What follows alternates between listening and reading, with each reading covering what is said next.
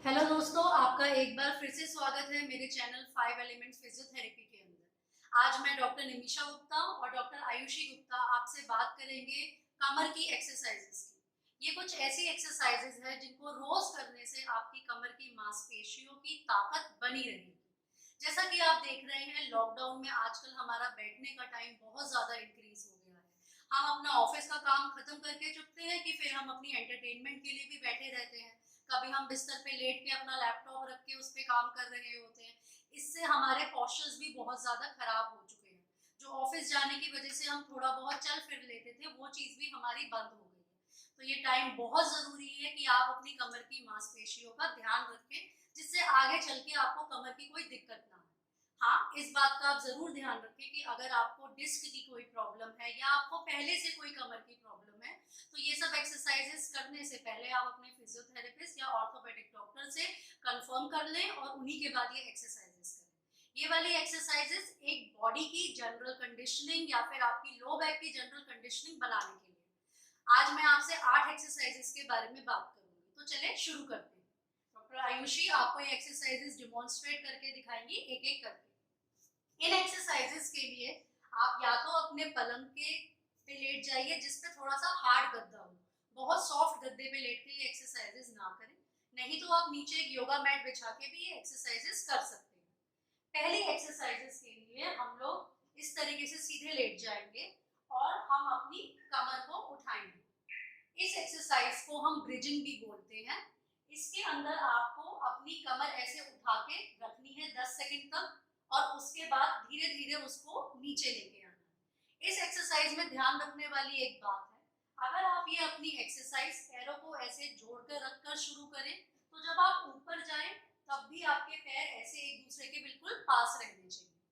और यदि आप इस एक्सरसाइज को अपने पैरों को थोड़ा सा दूर रख के शुरू करें, तो जब आप ऊपर जाएंगे तब भी आपके पैर उतना ही डिस्टेंस मेंटेन करके रहें। ऐसा ना हो कि आप ऊपर जाएं, कमर उठाएं और ये पैर ऐसे आ जाए।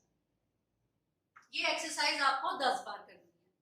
दूसरी एक्सरसाइज के लिए आपको एक तौलिया की जरूरत पड़ेगी। उसके लिए आपको अपनी तौलिया का इस तरीके से एक रोल बनाना है और आप उसको अपनी कमर के नीचे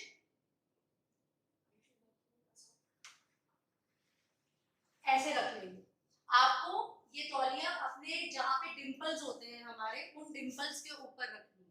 अब आपको इस एक्सरसाइज के अंदर आपके हाथ ऐसे ही रहेंगे, लेकिन आपको एक्सरसाइज दिखाने के लिए मैं डॉक्टर आयुषी से हाथ को थोड़ा ऐसे रखने के लिए बोल रही हूँ। अब वो अपनी कमर से इस वाले पेल्विस के हिस्से को ऐसे पीछे दबाएंगे, जिससे ये तौलिया पे दबाव पड़े। ये तौलिया पे जब दबाव पड़ेगा, उसको आपको 10 सेकंड तक रोक के रखना है कम से कम, और फिर ढीला छोड़ना है। ये एक्सरसाइज भी आपको 10 बार करनी है। इस एक्सरसाइज को हम पेल्विक टिल्ट्स बोलते हैं। अब कई लोग क्या करते हैं कि अगर तौलिया नहीं है तो वो अपने हाथ रखेंगे। अब मैं आपको दिखाती हूँ, अगर आप अपने हाथ रखोगे तो इस एक्सरसाइज में क्या गड़बड़ हो सकती है। जब हम अपने हाथ रख लेते हैं तो हमारे शरीर का ये वाला हिस्सा ऑलरेडी और ज्यादा अंदर की तरफ को धंस जाता है, तो जिससे हमारी एक्सरसाइज में हम पूरी तरीके से ताकत नहीं लगा पाएंगे। तो इसलिए अपने हाथ रखने की बजाय आप एक कमर के नीचे तौलिया ही रखेंगे और उसको दबाएंगे। तीसरी एक्सरसाइज के लिए, जिनको हम एडक्टर स्क्वीजेस बोलते हैं, उसके लिए आपको इस तरीके की बॉल की जरूरत पड़ेगी। अगर आपके पास बॉल नहीं है तो आप एक कुशन, तकिया या फिर एक तौलिया का रोल बना के भी यूज कर सकते हैं। इसके लिए आपको अपने दोनों घुटनों के बीच में ये बॉल रखनी है और आपको इस बॉल को 10 सेकंड तक दबा के रखना है। जब आप ये बॉल को दबाएंगे तो आप देखेंगे आपकी जो अंदर वाली मांसपेशी होती है, हमारी ये वाली मांसपेशी से हम ताकत लगाएंगे और इसको 10 सेकंड दबा के रखेंगे और फिर ढीला छोड़ देंगे। इसको हमने दबाया और ढीला छोड़ दिया। ये एक्सरसाइज भी आपको 10 बार करनी है। इसके बाद हम जो एक्सरसाइज करेंगे उनको हम बोलते हैं हील डिग्स। इसके लिए आपको अपने दोनों पंजों को एक लाइन में रखकर इस तरीके से उठाना है और आपको अपनी एड़ियों से, अपनी हील से अपने बेड के अंदर नीचे धक्का देना है।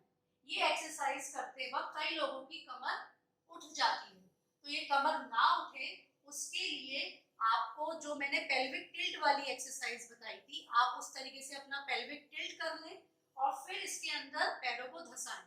इसको कम से कम 10 सेकंड रोक के रखें। ये वाली एक्सरसाइज से आपकी सारी जान इन मांसपेशियों से, जो हम हैमस्ट्रिंग बोलते हैं, उन मांसपेशियों से लगनी चाहिए। इस एक्सरसाइज को भी आपको 10 बार करना है, हर बार 10 सेकंड के लिए होल्ड करना है। इसके बाद हम आते हैं अगली एक्सरसाइज पे, जिसको हम बोलते हैं एसएलआर, स्ट्रेट लेग रेज।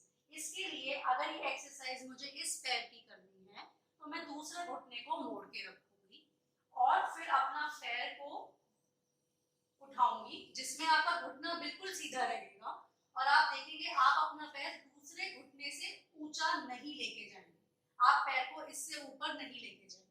और दूसरी बात का जिसको आपको ध्यान रखना है कि जब आप पैर को नीचे लेके आएंगे, ये बहुत ही कंट्रोल्ड मोशन होना चाहिए।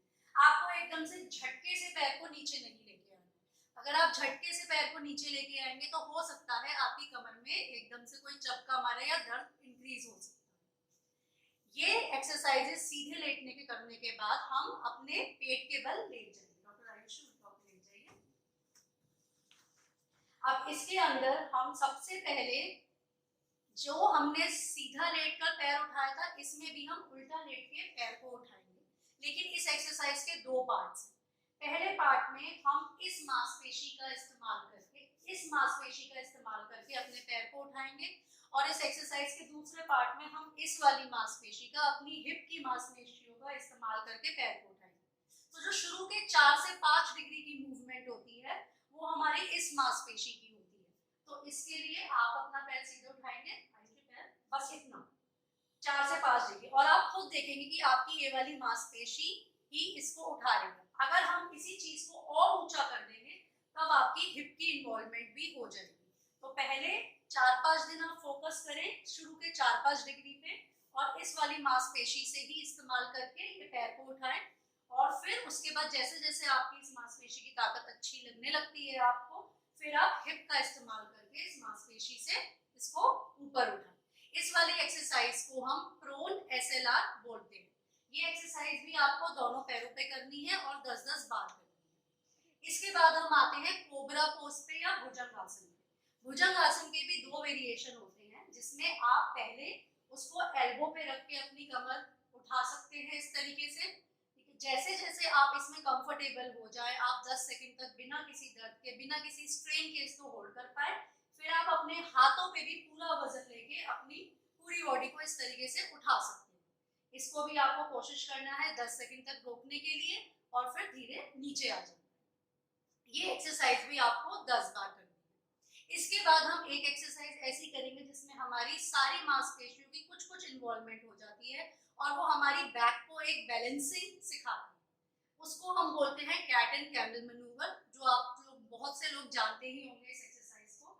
इसके लिए आपको अपने ऑन ऑल फोर्स पे आना है। ध्यान किस बात का रखना है कि आपका घुटना आपके हिप के बिल्कुल नीचे होना चाहिए। इसी तरीके से आपकी जो कलाई है वो कंधे के बिल्कुल नीचे आनी चाहिए। इसको करते हुए आपको, अब हम पहले कैट वाला मैनूवर करेंगे, जिसके अंदर हमें अपनी बैक को बिल्कुल ऐसे हॉलो करना है यहाँ पे, ठीक है। और इसमें आपकी गर्दन भी ऊपर रहेगी। इसको 5 से 6 सेकंड होल्ड करेंगे और फिर आप इसको बिल्कुल उल्टा कर देंगे। आपको अपनी बैक को बिल्कुल गोलाई के अंदर लेके आना है, जिसको हम कैमल पोज भी बोलते हैं। इसको भी आपको कम से कम 10 सेकंड के लिए होल्ड करना है और फिर छोड़ देना है। आयुषी बैठ जाइए। ये एक्सरसाइज भी आपको 10 बार करनी है। इन एक्सरसाइजेस को करते वक्त आपको 2 बातों का ध्यान रखना है। आप ये एक्सरसाइजेस खाने से या तो 1 घंटे पहले या 1 घंटे बाद कीजिए। अगर आपको इनमें से किसी भी एक्सरसाइज को करते वक्त कोई बहुत शार्प शूटिंग पेन आता है तो वो एक्सरसाइज को आप छोड़ दीजिए और एक बार आप अपने डॉक्टर से कंसल्ट करके वो एक्सरसाइज करें। ये एक्सरसाइज आप दिन में 1 बार कभी भी कर सकते हैं और कोशिश करिए जब तक आप अपनी लगातार जो सिटिंग कर रहे हैं उसमें भी आप हर 40-40 मिनट के बाद ब्रेक्स लेते रहें, जिससे आपकी कमर पे स्ट्रेन ना पड़े। दोस्तों, मेरे अगले वीडियो में हम इन्हीं मांसपेशियों की खिंचाव के बारे में बात करेंगे। तब तक के लिए मैं आशा करती हूँ आपको हमारा वीडियो बहुत पसंद आया होगा। अगर आपको ये वीडियो पसंद आया है तो आप प्लीज इसको लाइक करें और अपने दोस्तों में शेयर करें। और अगर आपने अभी तक मेरा चैनल सब्सक्राइब नहीं किया है तो हमारे चैनल को सब्सक्राइब करें। Thank you.